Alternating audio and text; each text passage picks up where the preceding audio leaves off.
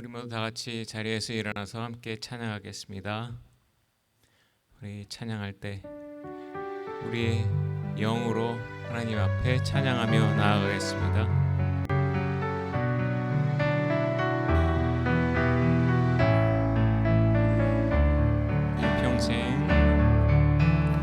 내 평생 사는 동안 주 찬양하리. 여호와 하나님 내 주를 찬양하리. 주님을 묵상함이 즐겁도다. 내 영혼 주 안에서 참 기쁘리. 다시 한번 내 평생 사는 동안 주 찬양하리. 여호와 하나님 내 주를 찬양하리. 주님을 묵상함이 즐겁도다. 내 영혼 주 안에서 참 기쁘리. 내 영혼아 주님을 송축하라. 내 영혼아 주님을 찬양하라. 내 영혼아 주님을 송축하라. 내 영혼아 주님을 찬양하라. 내 평생 사는 동안 내 평생 사는 동안 주 찬양하리. 여호와 하나님 내 주를 찬양하리. 주님을 묵상함이 즐겁도다. 내 영혼 주 안에서 참 기쁘리. 내 영혼아 주님을 송축하라. 내 영혼아 주님을 찬양하라. 내 영혼아 주님을 송축하라. 내 영혼아 주님을 찬양하라. 내 영혼아 주님을 송축하라. 내 영혼아 주님을 찬양하라. 내 영혼아 주님을 송축하라. 내 영혼아 주님을 찬양하라. 다시 한 번 더 내 영혼아 주님을 송축하라. 내 영혼아 주님을 찬양하라. 내 영혼아 주님을 송축하라. 내 영혼아 주님을 찬양하라.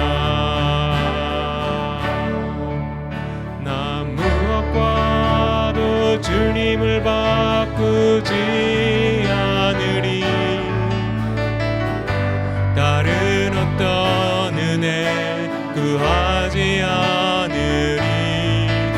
오직 주님만이 내 삶의 도움이시니 주의 얼굴 보기 원합니다. 주님 사랑해요.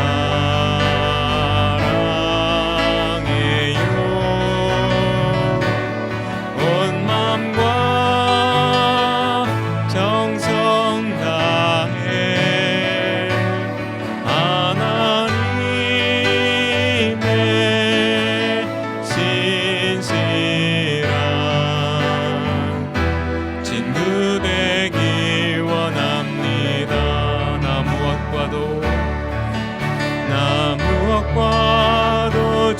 하나님을 바꾸지 않으리. 다른 어떤 은혜 구하지 않으리. 오직 주님만이 내 삶의 도움이시니 주의 얼굴 보기 원합니다.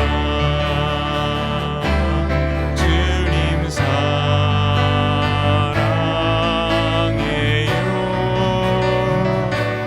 온 마음과 정성 다해 하나님의 신실한 친구 되기 원합니다. 주님 사랑해요. 주님 사랑해요.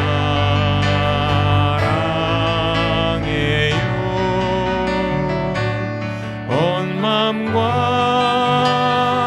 정성 다해 하나님의 신실한 친구 되기 원합니다.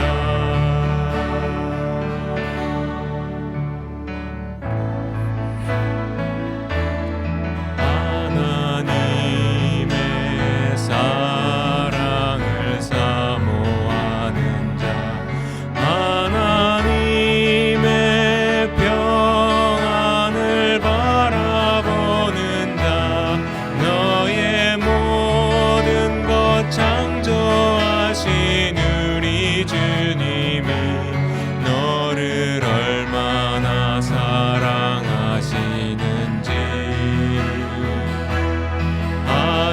하나님께 찬양과 경배하는 자, 하나님의 선하심을 닮아가는 자, 너의 모든 것 창조하신 우리 주님이 너를 자녀 삼으셨네.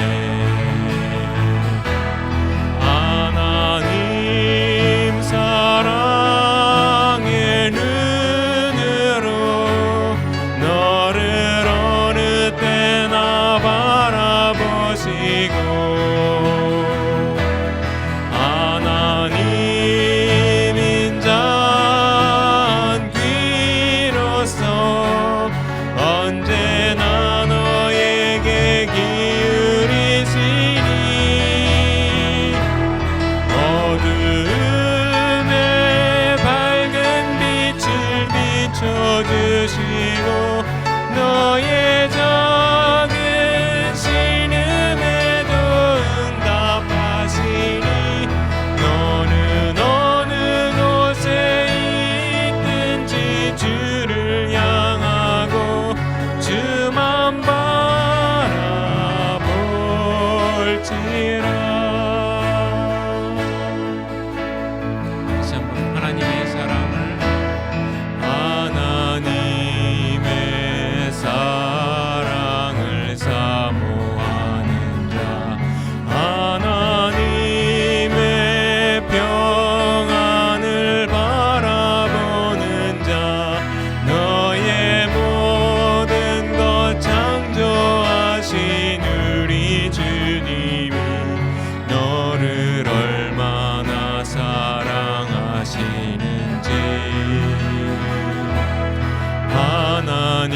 하나님께 찬양과 경배하는 자, 하나님의 선하심을 닮아가는 자, 너의 모든 것 창조하신 우리 주님이 너를 자녀 삼으셨네.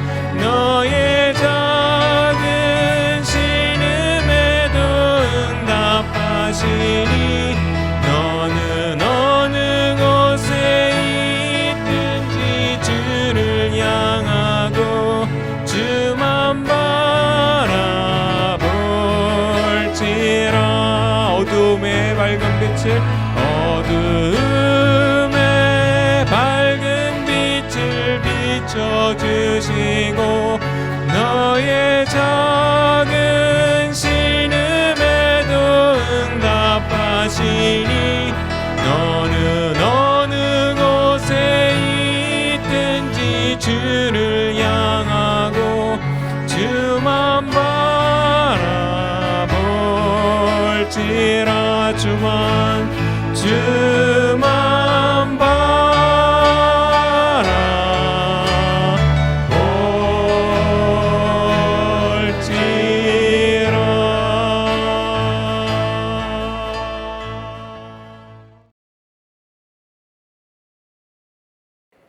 오늘도 주일 예배에 나온 여러분들 모두에게 하나님의 크신 은혜가 함께하기를 간절히 소망합니다.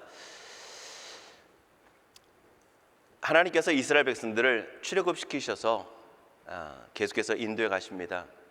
많은 우여곡절도 있지만 하나님께서는 하나님의 약속을 반드시 이루어 가신 줄 믿습니다. 그래서 약속하신 그 가나안 땅을 이스라엘 백성들의 연약함에도 불구하고 이끌어 가고 계십니다. 그 가운데 그렇게 하나님의 역사가 이스라엘 가운데 나타나면서 주변에 있는 사람들, 하나님이 이스라엘을 지키시고 인도하시고 또한 애굽의 10가지 재앙을 통해서 그들의 손에서, 애굽의 손에서 그들을 건지신 하나님의 놀라운 역사는 주변 나라들에게 있어서는 경계의 대상이 되어집니다. 자, 그런데 그뿐만이 아니라 하나님께서 이스라엘 백성들이 나갈 수 있도록 그들을 지키시고 주변 나라들을 패하시는 그러한 놀라운 은총을 베풀어 주십니다. 그러니까 그 주변 나라 중 하나인 모압이라고 하는 나라의 왕인 발락이 두려워 긴장합니다.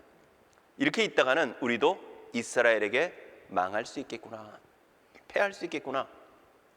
그래서 그가 생각해낸 것이 뭐냐면 점술가인 발람을 택해서 그로 하여금 뇌물을 주고 그에게 명예를 주면서 그로 하여금 이스라엘을 저주하게 하려고 하는 것입니다. 자, 그 내용이 오늘 본문의 말씀입니다.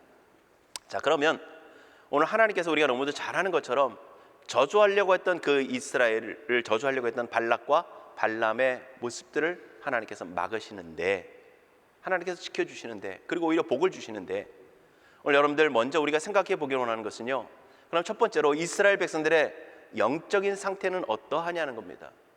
하나님께서 이스라엘 백성들을 그렇게 사랑하시고 보호하시고 지켜주시고 축복해 주시고 이끌어 주시고 약속을 성취해 가시는데, 그럼 과연 이스라엘 백성들의 상태는 어떠하냐?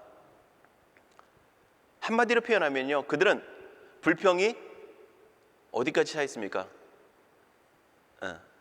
여기까지 차 있죠. 목에까지 차 있습니다. 그래서 조금만 어려움이 당하고 조금만 힘든 상황만 처해지면 바로 불평하며 원망하는 게 바로 그들의 모습입니다.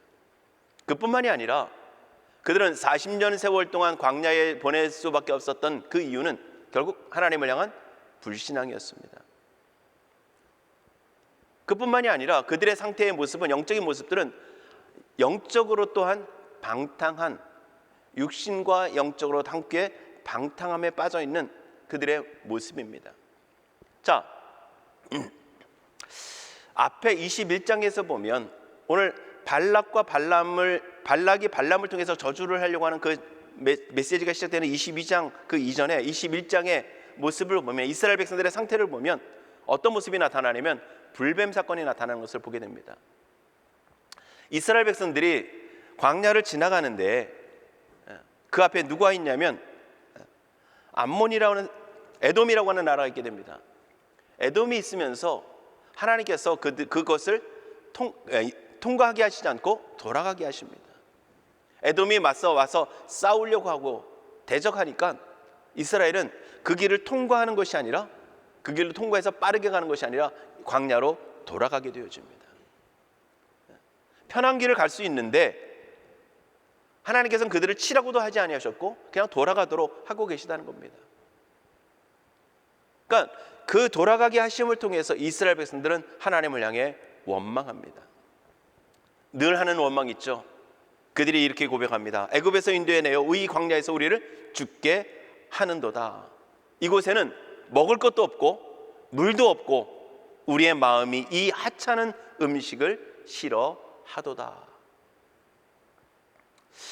여러분들, 이 모습을 통해서 우리가 한 가지 먼저 잠깐 살펴보려고 하는 볼 수 있는 것은요, 여러분들,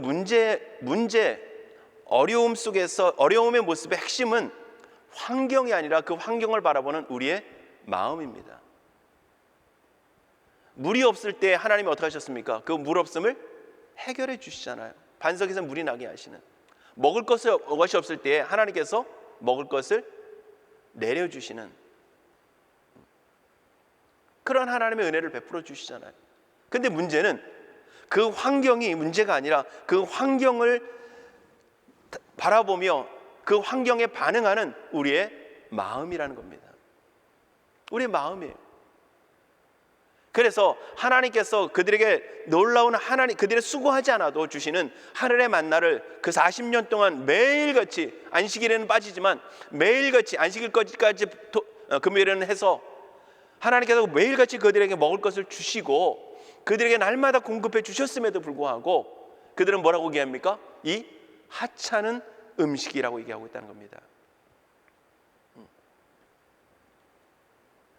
하늘로부터 주시는 신비한 하나님의 음식입니다. 그들이 수고하지 않아도 그냥 단지 나가서 아침에 나가서 걷어들이는 것 하나. 그럼에도 불구하고 그들은 그것을 원망하고 불평하고 있다는 겁니다. 왜? 그 길을 통과하지 못하고 돌아가게 되어지니까 불편한 길로, 어려운 길로, 힘든 길로 나가게 되어지니까 그 힘듦으로 인한 하나님을 향한 불평이 그동안 차여있던, 그동안 터져나오지 못하던 그 고백들이, 그 불평이 겉으로 드러나게 되는 것입니다. 여러분들, 오늘 우리의 삶 속에서 불평과 원망이 한순간에 갑자기 나오는 경우도 있지만 대부분의 경우는 우리 안에 있는 감사의 결핍에서 나옵니다. 우리 안에 있는 감사의 결핍에서 하나님이 주신 것에 대한 감사와 하나님이 이 일을 통해서 우리 가운데 행하실 일들에 대한 기대와 하나님의 역사에 대한 사모함이 없는 그러한 모습 속에서 나타나게 되어지는 것입니다. 여러분들, 그러기에 오늘 우리의 입술 속에서, 우리의 마음 속에서, 때로는 드러나지 않는다 할지라도 우리의 마음 속에서 일어나고 있는 그 요동치는 마음들이 있다면, 불평의 언어들이 있다면, 우리의 믿음을, 우리의 감사를, 우리를 하나님을 향한 우리의 사랑의 마음들을 다시 한번 우리는 점검해 보아야 합니다. 그러니까 그리스도인의 언어 생활이라고 하는 것은 그런 의미 속에서 굉장히 중요한 거예요. 단지 어떤 말을 하느냐가 아니에요. 여러분들, 믿음 없어도 하나님 얘기 얼마든지 할 수 있고요. 성경 열심히 읽는 사람, 어떤 분은 보니까요, 그 스님이 성경을 강의하고 있더라고요. 그분이 믿음이 있다고 볼 수 있습니까? 아니요, 전혀 없어요. 하는 얘기를 잠깐 들어보니까 엉뚱한 소리 하고 있더라고요. 여러분들, 오늘 우리의 삶이 하나님 안에서의 불편함이 있느냐 없느냐가 아니라 오늘 우리의 마음 속에서 하나님의 역사하심에 대한, 하나님의 은혜의 손길에 대한 기대와 감사와 자족하는 마음이 있는지를 우리는 살펴볼 수 있기를 원합니다. 이스라엘 백성들은 그 불뱀 사건으로 인해, 그 길로 인하여서 불평하게 되어지고 결국 하나님은 불뱀을 내려서 그들로 하여금 죽음을 맛보게 하신 것입니다. 여러분들, 예수님께서도 우리에게 말씀하시죠. 우리에게 뭐라고 말씀합니까? 좁은 문, 좁은 길로 가라고 말씀하십니다. 넓은 문으로 가는 사람, 넓은 길로 가는 사람 많다. 그런데 좁은 길로 가는 사람은 적다라고 말씀합니다. 그리고 또 한 성경 우리에게 뭐라고 말씀하시냐면, 우리가 구원을 받았지만 구원받은 백성에게 반드시 고난이, 아픔이 있을 것이라고 말씀합니다. 그러면서 그 고난이 있지만 무엇이 있다? 반드시 영생이 우리에게 있음을 약속해 주고 계십니다. 그러니까 그리스도인의 삶은 고난이 없는 삶이 아니고요, 고난이 있음에도 불구하고 우리는 하나님의 인도하심과 하나님의 역사심 안에 우리는 날마다 살아가고 있음을 기억하기를 원하고요.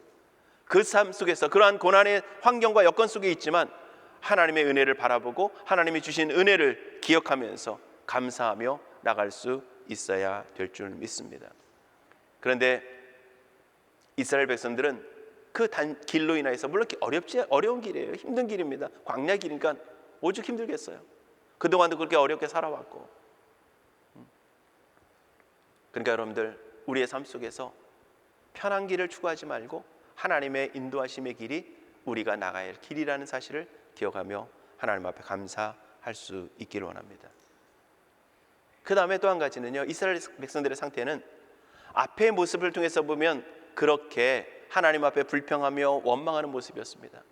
그런데 이 민수기 25장에 가서 보면 오늘 이 발락이 발람을 통해서 저주하게 했는데 하나님께서 발람을 통해서 축복하게 하시는 그 역사를 마치고 난 다음에 보면 25장에 보면 시딤에서 이스라엘 백성들이 그 모압 여인들과 음행을 행하는 일들이 나타나게 됩니다.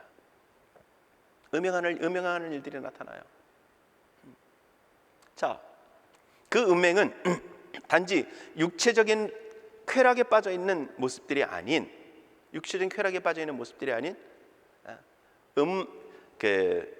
종교적인 그러한 우상 숭배와 연결되어져 있는 모습들이었습니다.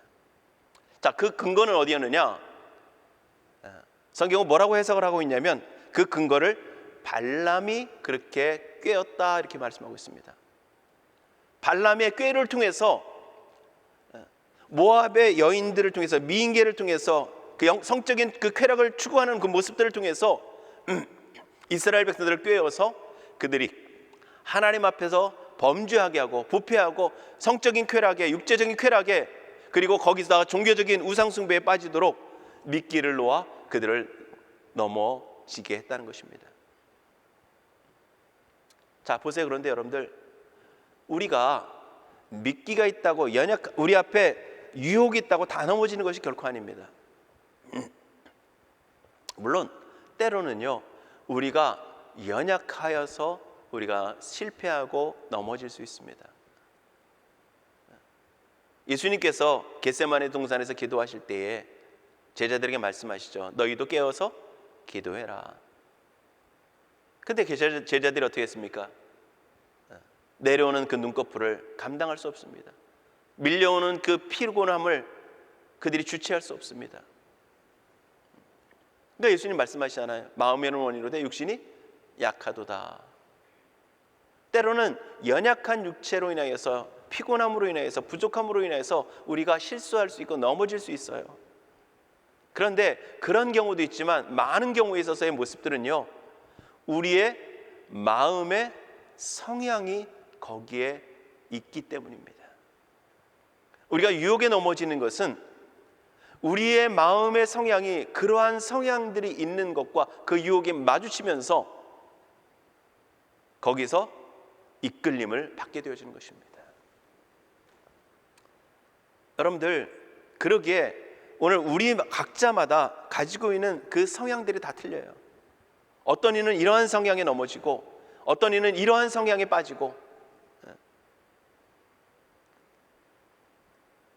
근데 여러분들 웃긴 거는요, 재밌는 것은요, 내 성향대로 내 성향이 가지고 있는 내가 그 성향에 빠지는 것은 육신의 연약함이라고 얘기를 해요. 그런데 다른 성향을 가진 그 사람이 그 성향에 이끌림을 받아서 유혹되어지는 것은 뭐라고 표현할까요? 여러분들이 표현한 대로 그렇게 표현합니다. 심각할 정도로 때로는 그것이 심각할 정도로 비난을 하고 조롱을 하고 그리고 판단하는 것이 바로 우리의 모습이라는 겁니다. 어쨌든 중요한 거는 이스라엘 백성들은 날마다 불신앙 가운데서 불평하고 원망하며 하나님 앞에 그렇게 나아갔고요. 또한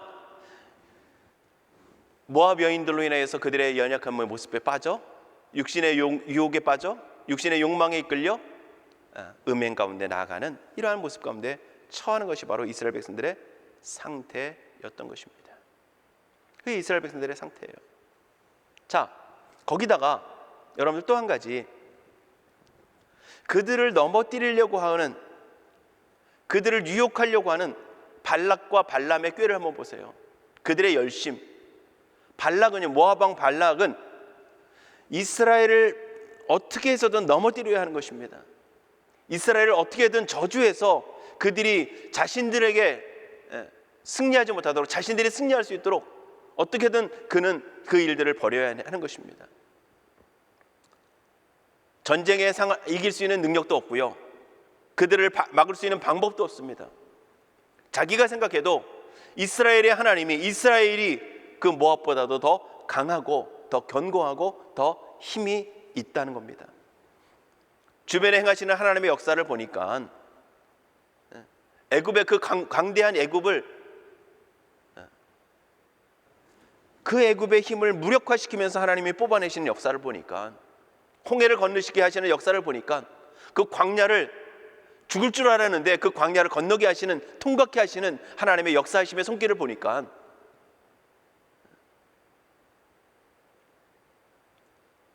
아각 왕과 시돈 왕을 하나님께서 멸하시고 이끄시는 그 역사들을 보니까 자신들이 이길 수 있는 가능성이 없습니다. 그래서 그가 생각해낸 방법이 뭡니까? 종교적인 걸 생각한 겁니다. 종교적인 것. 그래서 당대에 점술가로서, 여기서는 선지자라고도 표현되고 있지만 그 점술가로서 매우 유명한 발람을 택하게 됩니다. 이렇게 택한 것을 보면 발람이 정확히 성경에서 기록되어 내용이 어떤 일들이 있었는지 기록되어져 있지 않지만, 발람이 저주하는 사람들에게 저주가 임했고 발람이 복을 비는 사람들에게 복이 임하는 그러한 굉장히 유명한 점술가였던 것입니다. 그런데 보세요, 발락은 자기가 어떻게든 이기기 위해서 발람의 그 저주가 필요했고요, 발람은, 그 선지자는, 점술가는 발락이 제시하는 그 물질과 발락이 제시하는 그 명예와 권세가 그에게 있어서는 탐이 났던 것입니다. 그래서 성경학자들에 의해서 보면 오늘 이제 이 발락이 발람을 통해서 이스라엘을 3번 저주하려고 하는 모습이 나타납니다. 근데 성경학자들의 의견을 보면 발락이 어떻게 해서든 틈만 나면, 하나님의 이끄시니까 어쩔 수 없이 지금 이스라엘 백성들을 축복하고 있지만 어떻게 해서든 기회만 주어지면 발락의 그 의견을 따라서 이스라엘을 저주해서라도 그가 많은 부와 많은 명예를 누리려고 하고 있는 그런 호시탐탐 노리고 있는 상태라고 얘기합니다. 자기 나라의 패망을 막기 위해서 지금 절박한 발락과 그렇게 발락의 유혹을 받아서, 제안을 받아서 그 물질의 욕망에 이끌리고 있는 그 발락, 그 점술과 그 선지자와 합력하여 지금 어떻게든 이스라엘 백성들을 저주하려고 하는 그러한 상태에 있다는 겁니다. 보세요, 좀 전에 3번이라고 말씀드렸는데 앞에 23장에서 보면 발락이 발람을 데리고 이스라엘 백성들을 저주하도록 하는 모습들이 나타납니다. 첫 번째는 이스라엘 백성들이 다 보이는 곳으로 데리고 갑니다. 그리고 그곳에서 저주하라고 하죠. 두 번째는 그 상황 속에서 발람이 저주하지 않으니까, 축복하니까 살짝 이스라엘 백성들의 조금 한 부분만 보이는 곳으로 데려갑니다. 그리고 그곳에서 저주하라고 합니다. 그리고 이제 오늘 본문의 말씀에서 읽은 3번째 모습을 통해서 보니까요, 그가 어떻게 합니까? 거기서 머물지 않고, 끝나지 않고요, 그가 부월산 꼭대기로 올라갑니다. 광야가 내려다 보이는, 즉 이스라엘 백성들이 전체가 내려다 보이는 부월산 꼭대기로 올라가서 거기서 이스라엘 백성들을 저주하도록 요구하고 있는 것입니다.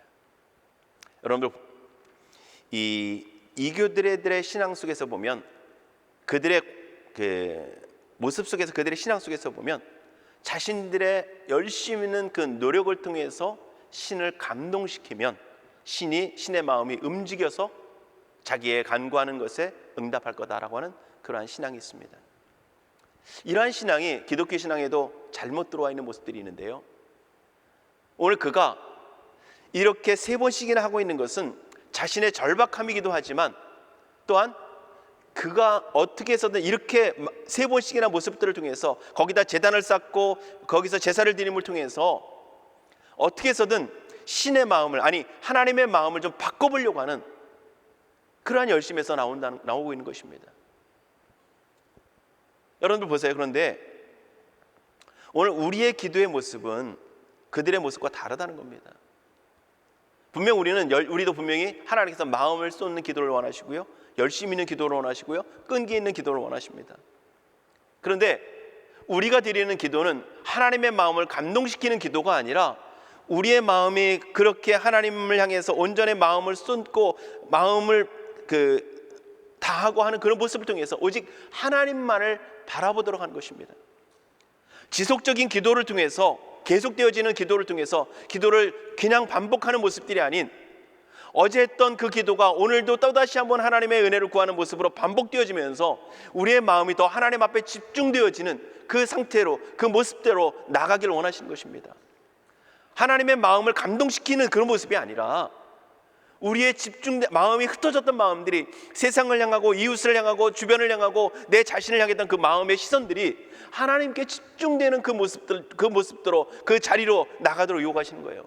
그래서 골방으로 나가도록 요구하고 계시고요, 그래서 하나님께서는 끊임없는 반복적인 기도를 하나님께서 우리에게 요구하고 계시다는 것이고요, 또한 내 자신의 욕망들을 꺾으면서 금식하며 하나님 앞에 기도하는 겁니다. 금식은 하나님의 마음을 감동시키는 것이 아니라 내 마음의 욕망들을 꺾고 하나님께 집중하게 되어지는, 내 생명조차도 꺾으면서 거기에 집중하지 않으면서 오직 하나님께 집중하는 그런 모습으로 나가는 것입니다.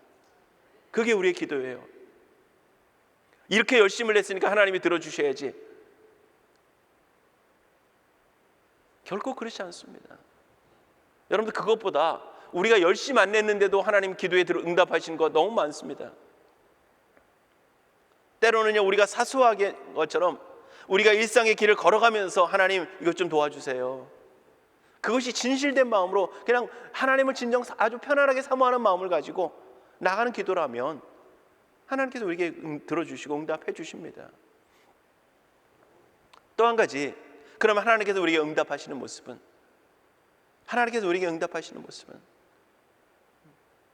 우리가 열심을 냈으니까 응답해 주신 게 아니고요, 연약한 자를 긍휼히 여기시고 하나님의 그 자비하심과 우리의 연약함을 아시는 그 하나님이 우리를 긍휼히 여기시고 우리를 불쌍히 여기셔서 우리에게 베푸시는 하나님의 은혜입니다. 우리가 너무도 잘 아는 누가복음 18장에 보면 과부와 불의한 재판장에 대한 비유가 나옵니다. 그가 날마다 과부가 재판장에 가서 간구하죠, 자기의 억울함을. 그런데 이 불의한 재판장이 어떻게 얘기합니까? 내가 하나님을 두려워하지 않지만 나를 날마다 괴롭게 함을 통해서 내가 그의 억울함을 들어준다.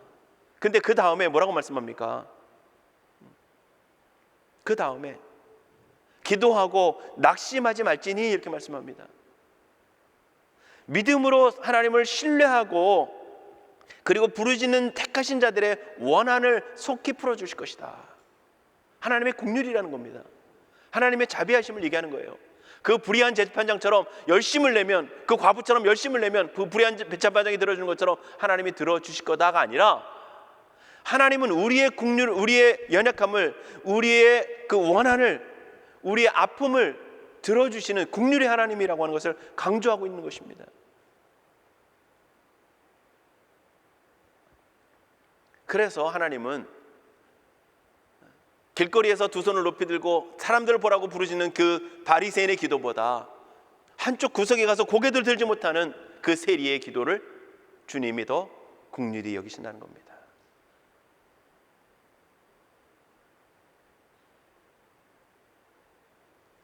여러분들, 세상을 향해서, 다른 사람들을 향해서 내가 기죽지 않기 위해서 좀 당당할 수 있습니다. 그런데 신앙 안에서만큼은, 하나님 앞에서만큼은 좀 우리가 좀 겸허해졌으면 좋겠습니다. 내가 이렇게 했는데, 내가 하나님 앞에 이렇게 섬겼는데 좀 이런 것들이 좀 빠졌으면 좋겠어요. 내가 누군데 이런 거 좀 빠졌으면 좋겠습니다. 누굽니까? 형편없는 존재죠. 성경은 뭐라고 얘기하고 있습니까? 바울은 우리를 질그릇이다라고 얘기합니다. 우린 질그릇이에요, 질그릇. 지난번에 어떤 그 말씀드렸던 그 목사님처럼 아름다움이 죄라면 당신은 사형감입니다라고 하지만 아름다울 게 없는 게 우리의 모습이라는 거예요. 우리가 교인이니까, 같은 성도니까 그래도 아름답게 봐주는 거지, 그죠? 여러분들을 제가 참 감사한 거는 여러분들이 저를 예쁘게 봐주시니까 제가 감사하게 이 자리에 서 있는 건 줄 알아요. 또 무엇보다도 하나님이 저를 그나마 그냥 에휴 불쌍하다라고 봐주시니까, 긍휼히 여겨주시니까. 우린 질그릇이에요, 질그릇. 근데 우리가 귀할 수 있는 것은요, 질그릇에 뭐가요? 예수 그리스도라고 하는 보배가 담겨있기 때문에 그렇습니다. 여러분들, 우리는 질그릇이지만 깨져도 아깝지 않은 그릇이에요. 에이 깨졌네, 다시 사면 되지. 에이 귀찮아도 잘됐다, 이럴 만한 질그릇이라는 겁니다. 그런데 그 질그릇에 누가? 예수 그리스도라고 하는, 보배라고 하는 예수 그리스도가 담기니까 그 질그릇이 깨끗해지는 거예요. 귀해지는 거예요. 우리는 어떡합니까? 보석이 귀해지면 낡은 보석함, 아주 초라한 보석함, 오히려 스크러치 나고 우리가 문제가 생길 수 있는 그 보석함을 바꾸고 그 보석에 합당한 보석함으로 우리는 바꿀 겁니다. 그런데 하나님은요, 그렇게 하지 않으세요. 그 보석함에, 그 질그릇에 보배를 담으심을 통해서 그 질그릇이 가치 있게 만드시는 게 무엇을 통해서? 그 질그릇이 귀하기 때문이 아닌 그것에 담겨진 예수 그리스도가 귀함을 통해서 그렇게 바꾸시는 것이 하나님의 역사며 하나님의 은혜인 줄 믿습니다. 그렇게 귀함을 받은 게 우리라는 거예요. 우리가 귀한 것은 그러니까 우리 때문이 아니라 우리 안에 있는 예수 그리스도 때문이고, 하나님의 긍휼히 여기시는 그 긍휼과 사랑이 우리 안에 머물기 때문이라는 겁니다.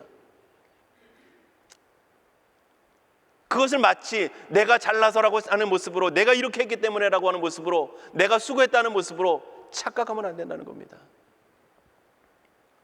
우리가 오해하면 안 돼요. 자, 보세요.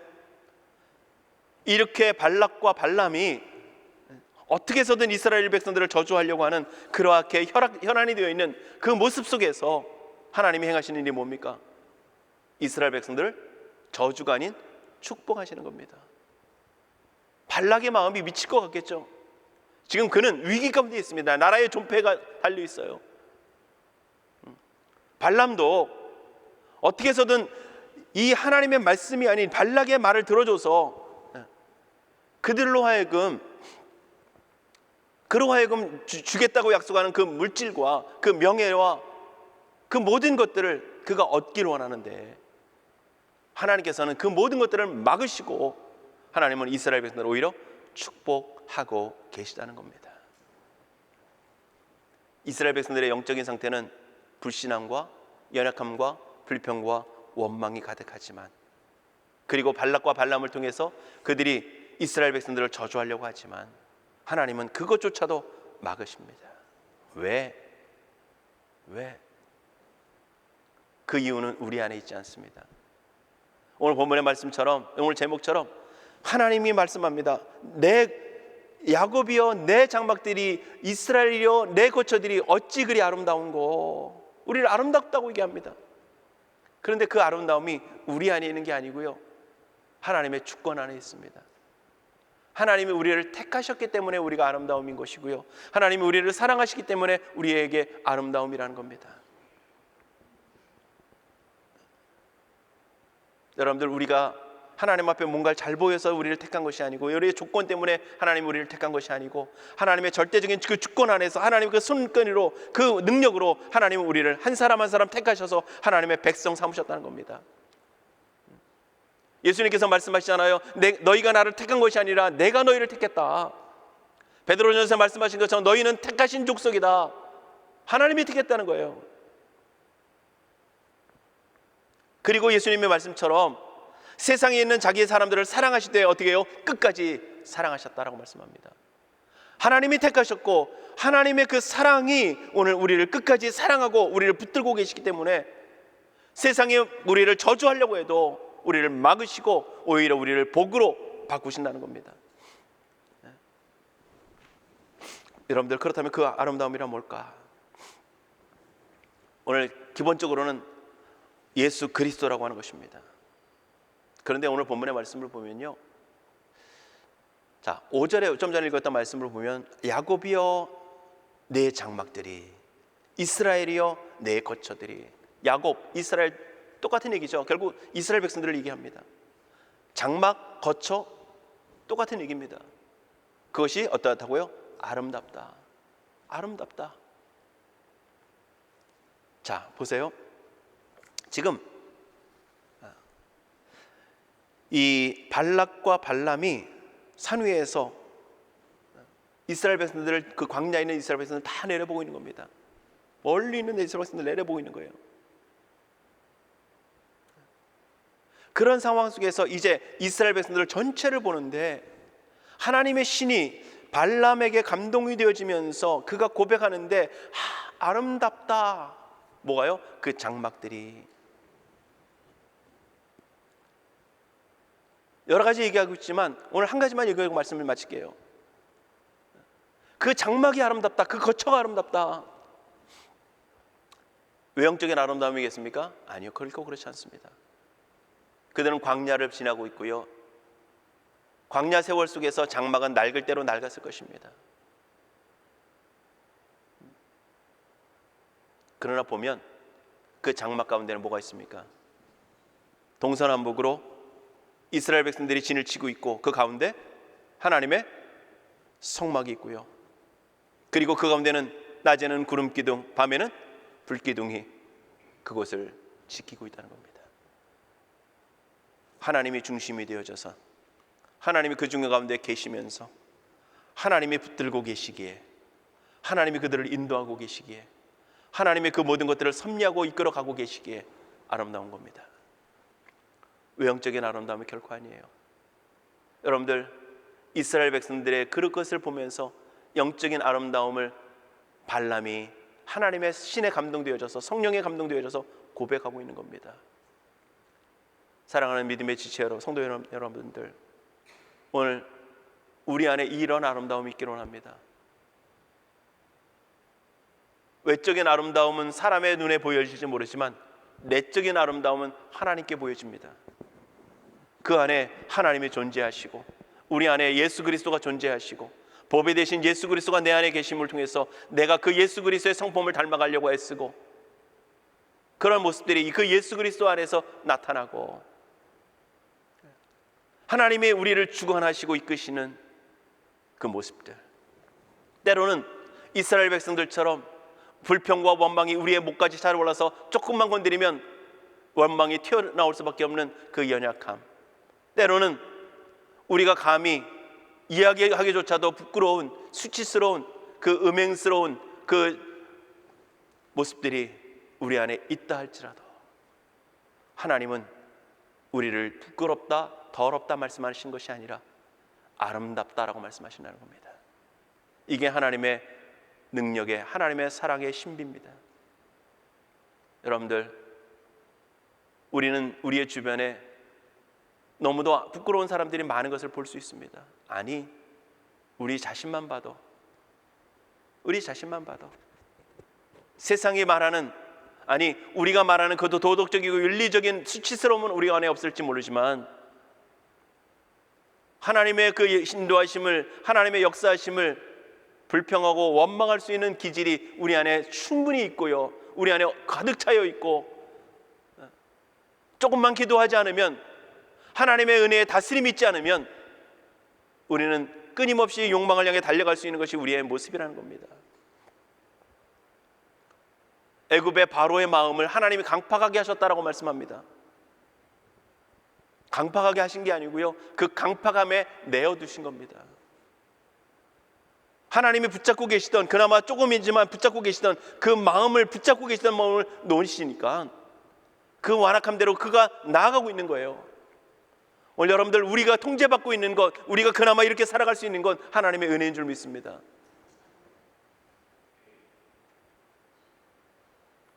이번 컨퍼런스 때 가서 그 어느 목사님 그러시더라고요. 하나님이 나를 목사 삼으신 것은 내가 하나님을 믿지 않을까 봐 이렇게 만드셨다 고백하시더라고요. 하나님이 붙드신 거예요. 하나님이 붙들고 계신 겁니다. 하나님의 은혜라고 하는 것을 그분 강조하려고 하는 거죠. 우리 안에 있는 그런 부패함의 본성들을 말씀하고 있는 거예요. 여러분들, 우리 모두 질그릇이에요. 우리 자신을 나는 금그릇은 아니더라도 그래도 도자기 정도는 되지. 착각하지 마세요, 제발. 우리 자신을 높이지 마세요, 제발. 우리 자신이 잘나서 하나님이 우리를 아름답다 하시는 게 결코 아니라는 거예요. 왜 우리를 자꾸 아름답게 꾸미려고 하고, 내 자신을 왜 이렇게 아름답게 보이려고 어떻게든 치장을 하고 마치 신앙이 있는 것처럼.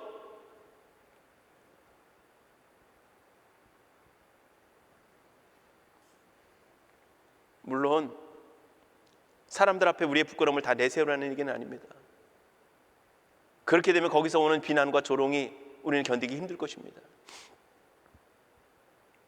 그러나 하나님 앞에서만큼은 우리의 연약함을 그대로 내놓을 수 있기를 원하고, 하나님의 백성으로서 예배하는 그 순간만큼은 우리가 하나님의 백성으로서의 아무것도 내세울 것 없는 존재임을 우리가 다시 한번 고백할 수 있기를 원합니다.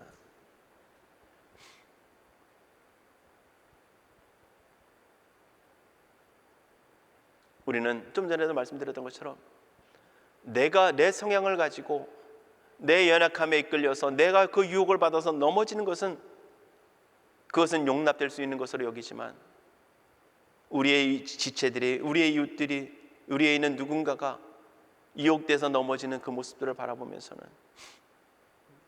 저러면 안 되지라고 보는 게 바로 우리의 모습이라는 겁니다. 저러면 안 되지는 우리 모두입니다. 우리 모두예요. 저도 마찬가지고요. 그러나 그 부끄러움에도 불구하고, 그 부족함에도 불구하고 날마다 하나님의 은혜를 사모하고, 하나님의 은혜가 있기에 그 은혜 때문에 하나님 앞에 나아가는 것이고요. 그 은혜 때문에 우리 안에 우리의 의지와 상관없이 우리를 택하셔서 우리 안에 보배를 담으시는 그 예수 그리스도가 우리 안에 계시기에 우리를 아름답다 말씀하시는 것입니다. 우리가 얼마나 수고했느냐가 아니라는 거예요. 그것은 그 다음이에요. 우리가 아무리 했어도 우리의 힘으로 이룰 수 있는 거 아무것도 없습니다.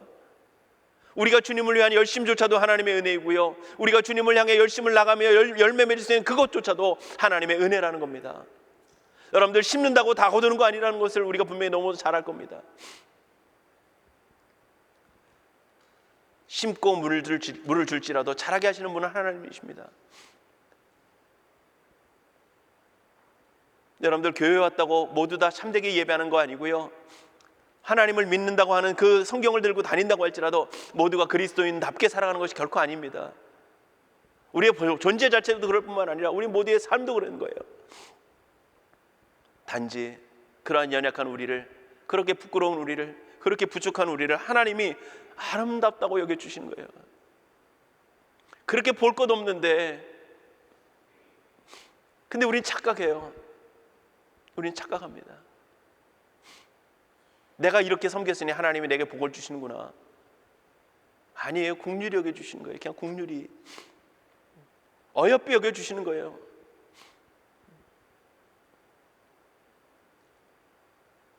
그게 우리 자신에게, 그리고 우리의 이웃들에게 함께 우리의 마음이 일치할 수 있기를 원합니다. 그래서 하나님이 우리를 아름답다고 여겨주는 것처럼 우리도 이웃의 지체를 바라보면서 연약함을 보지만 그래도 그 안에 예수 그리스도가 있기에, 하나님의 은혜가 저를 존귀하게 여기고 있기에, 때로는 세상 가운데서는 그가 취임을 받는 존재일지 모르지만 하나님은 그를 존귀하게 아름답게 여기는 존재이기에 내가 하나님을 섬기는 하나님의 백성으로서 그를 아름답게 보는 것입니다. 그게 성도의 자세입니다. 하나님이 여러분들 한 사람 한 사람들을 우리 아름다운 교회에 있는 모든 지체 한 사람 한 사람들을 우리의 자격과 형편과 처지가 아닌 우리의 하나님의 은혜를 통해서 우리를 아름답게 보시는 것처럼 우리 모두가 그렇게 하나님 앞에 나아갈 수 있기를 원하고요, 그렇게 우리의 이웃들을 바라보며 나아갈 수 있는 우리 모두가 될 수 있기를 주님으로 축복합니다.